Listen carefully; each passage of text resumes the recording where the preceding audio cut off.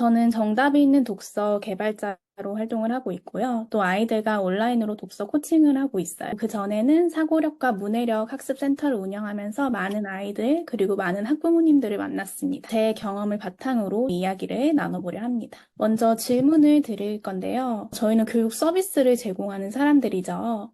사람들은 왜 교육 서비스에 지갑을 열까요? 달라질 것이라는 기대가 있을 때 사람들은 선택을 합니다. 그러면 우리는 어떤 사람한테 기대를 하나요? 전문가한테 소비를 하게 됩니다. 그러면 전문가라는 거는 나를 변화시켜 줄 것 같은 사람, 나의 문제를 해결해 줄 것 같은 사람인데요.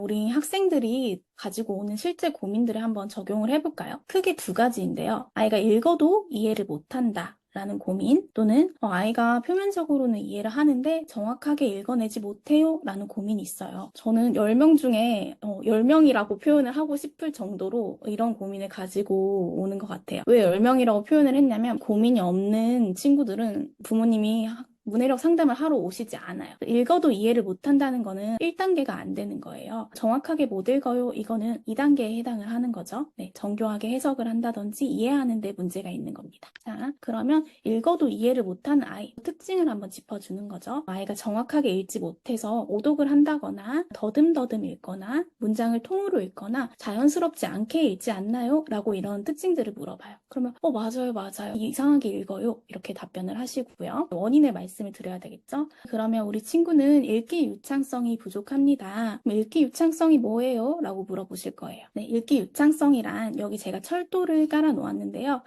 우리가 읽고 읽으면서 바로 이해가 되는 그러니까 언어 회로가 구축이 되어 있는 상태를 말해요. 여기 동그라미를 보시면 읽으면서 바로 이해되기 위해서 필요한 세 가지가 있어요. 문자를 인식하고 거기에 소리를 연결하고 또 의미까지 같이 연결이 됐을 때 읽으면서 이해가 되는 거죠. 읽었는데 잘 못 읽고 이해를 못한다. 그런 친구는 보통 이 문자와 소리를 연결하는 데서 문제가 있거나 아니면 의미를 연결하는 데서 문제가 있는 거예요. 이런 친구들은 철도가 아직 덜 깔려 있는 거죠. 그래서 기차가 시원하게 지나가지 못해요. 이런 친구들은 어떻게 해야 될까요? 낭독 훈련으로 읽기 유창성을 길러주어야 합니다. 읽기 유창성을 길러주려면요. 정확하고 자연스럽게 읽는 훈련을 시켜주세요. 줄줄이 읽거나 하나하나 읽는 게 아니라 의미 단위로 묶어서 띄어읽는 훈련을 시켜주셔야 돼요. 라고 말씀을 드려요. 이렇게 말한다고 와닿지 않잖아요. 그래서 자연스럽게 원장님이 수업하시는 프로그램을 녹여서 설명하시면 됩니다. 제가 좀 더 자세하게 아이들 수업하는 걸로 설명을 드릴게요. 라고 하면서 저희 정답이 있는 독서에서는 바르게 술술 읽어요 라는 활동으로 아이들의 읽기 유창성을 키우고 있어요. 한번 자세히 살펴볼게요. 1단계에서는 의미 단어와 무의미 단어부터 구분을 해요. 여기 보시면 그림이 있죠. 그리고 두 개의 단어가 있습니다. 먼저 단어들을 읽어봐요. 바닷가, 바디가 읽어보고 그림의 의미를 가지고 있는 단어는 바닷가겠죠.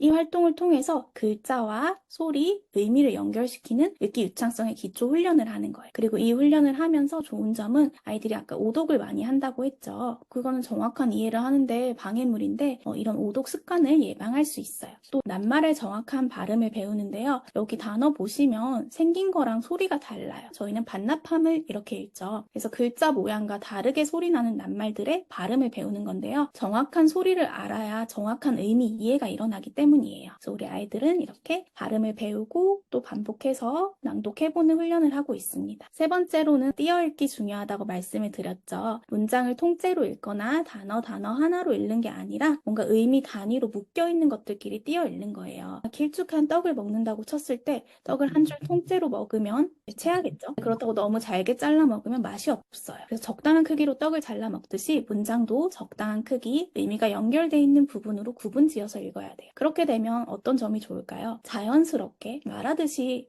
읽을 수 있어요. 또 의미 단위로 구분을 하기 때문에 이해도 훨씬 쉽게 할 수 있습니다. 아이들이 이렇게 직접 책에다가 선생님과 끊어읽는 훈련을 하고 또 낭독을 해보는 거죠. 그리고 마지막으로는 평가를 하는 거예요. 평가를 할 때 기준들이 있는데요. 속도를 체크해 주셔야 돼요. 너무 빠르거나 느리게 읽지 않아야 되고요. 단어를 정확하게 발음해야 돼요. 그리고 띄어읽기 하는지 체크해 주셔야 되고요. 말하듯이 자연스럽게 표현하는지도 기준에 포함이 되어 되어 있어요. 짝꿍과 평가를 하기도 하고요. 그룹별로 평가를 하기도 하고요. 아이들이 선생님을 평가해 보기도 해요. 그럼 내가 평가를 받기도 하고 남을 평가하기도 하겠죠. 그러면서 이 기준을 계속 염두에 두고 읽게 되는 거예요. 그러면 아이들이 어떻게 읽어야 되는지를 체득을 하게 되는 거죠. 네, 이제 두 번째 고민입니다. 보통은 중학년에서 고학년 정도 되면은 이 고민으로 많이 찾아오시는 것 같아요. 표면적 이해는 되는데 정확하고 정교하게 읽지는 못해요. 문장의 행간에 숨겨진 의미를 찾는다든지 주제를 찾는다든지 이런 추상적인 활동들은 잘 못하는 친구들입니다. 원인은 뭘까요? 정교하게 글 읽는 방법이 따로 있는데 그거를 아직 모르는 거예요. 상황에 따라서 다른 도구를 쓰는 것처럼 글을 정확하게 읽으려면 글의 종류나 목적에 따라서 다른 방법을 사용해야 돼요. 몇 가지 글을 보면서 같이 알아봤으면 좋겠습니다. 먼저 첫 번째는요. 4단계에 있는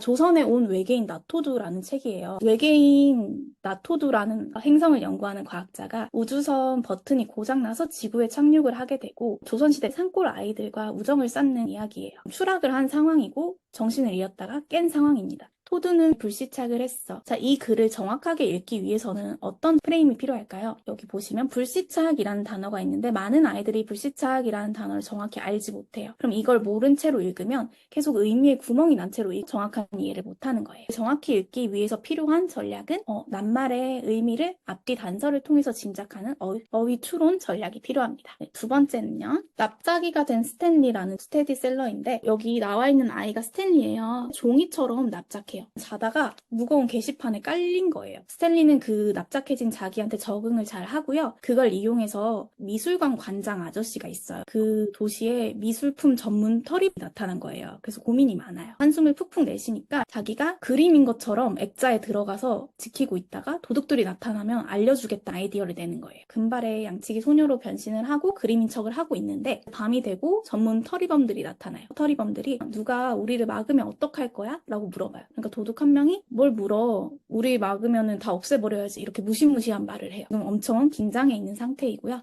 루터라는 도둑이 말했습니다. 얘는 잔뜩 겁먹은 표정이네. 스탠리는 억지로 미소를 지었습니다. 자, 이 글을 정확하게 읽기 위해서는 어떤 전략이 필요할까요? 스탠리가 표정을 바꾼 숨어져 있는 의미를 파악하는 전략이 필요해요. 그걸 저희는 문장 추론이라는 관점으로 이야기를 하고요. 세 번째는 상상하는 디자인이라는 책인데요. 세계적으로 유명한 디자이너들이 들을 디자인한 일화를 소개하는 책입니다. 주시 살라프라는 레몬 즙작에 아시나요? 외계인처럼 생기고 문어처럼 생긴 주스 짜는 도구인데요. 제가 캡처해놓은 부분 앞에서는 필립 스탁이라는 디자이너에 대해서 이야기를 해요. 독특한 분들을 많이 디자인한다. 이런 이야기를 하다가 갑자기 이런 내용이 나타납니다. 필립이 식사를 하고 있었어요. 영감이 떠올랐어요. 그림을 그리기 시작했어요. 자, 이 글을 읽을 때 필요한 관점, 프레임은 뭘까요? 바로 앞에서는 필립 스탁은 괴짜 같은 걸 만들었다라고 이야기해놓고 친절하게 넘어오지 않았어요. 갑자기 이 필립 스탁이 식사하던 이야기로 넘어오게 되는데요. 그래서 이걸 정확히 이해하기 위해서는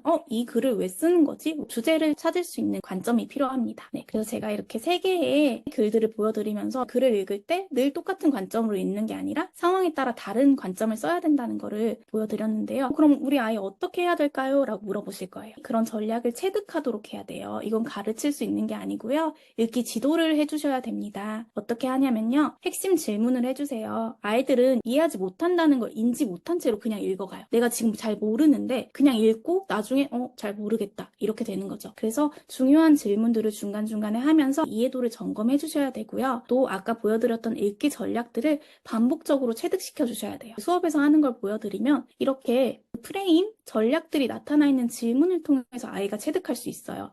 아무리 여기 봐라, 여기 이런 게 있다 라고 해도 아이는 받아들이지 못해요. 그런데 이 질문으로 글을 바라볼 수 있게 물어주면 아이는 체득을 할 수 있는 거죠. 간단하게 보여드리면 아까 불시착의 뜻을 알아보는 것도 불시착 뭘까 짐작해봐 던져놓는 게 아니라 앞뒤에서 단서가 되는 거 찾아보자 이렇게 친절하게 가이드를 합니다. 그리고 나서 짐작해서 적어보자. 마지막으로는 국어사전에서 한번 알아보자. 이런 식으로 가는 거죠. 그리고 아까 표정이 바뀐 이후 행간을 읽어내는 거 아이들이 많이 놓치고 가는 부분인데요. 얘들아 여기 봐 선생님이 설명해 줄게 하는 게 아니라 근데 너 스탠리가 표정 왜 바꿨는지 이유 알아? 라고 질문을 하는 거죠. 그럼 아이들이 놓치고 다가도 이런 게 숨겨져 있구나라고 생각을 하게 되는 거고요. 그다음 주제 찾기 같은 경우도 생각하지 못하고 이 이상한 글이다라고만 읽었는데 왜 설명 거지? 뭐 때문에 이 글을 쓴 거지라고 생각해보게 도와주는 거죠. 질문을 통해서. 정리를 하면은 정확하게 읽지 못하는 아이는 이런 핵심 질문 또는 읽기 전략이 들어있는 질문을 통해서 아이에게 체득하도록 반복 훈련을 시켜주시면 됩니다. 마지막으로 한 친구의 사례를 말씀을 드릴 건데요. 읽기 습관부터 점검을 했더니 오독이 잦았고 문장을 통째로 줄줄이 읽었어요. 그래서 어머님한테 아이가 읽기 유창성이 낮은 상태입니다 라고 안내를 드렸고요. 정확한 발음, 띄어읽기, 낭독을 반복해서 시켜주셔야 된다고 말씀을 드렸어요. 읽기 유창성부터 향상을 시켰고요. 그래서 3개월 정도 지나니까 아이가 어느 정도 읽고 표면적인 이해를 잘 하게 되어서 퀴즈에 좀 더 집중을 해서 이해도를 점검하고 읽기 전략을 체득하도록 지도를 하고 있어요. 저를 전문가로 인식을 하셨기 때문에 믿고 맡기시는 거거든요.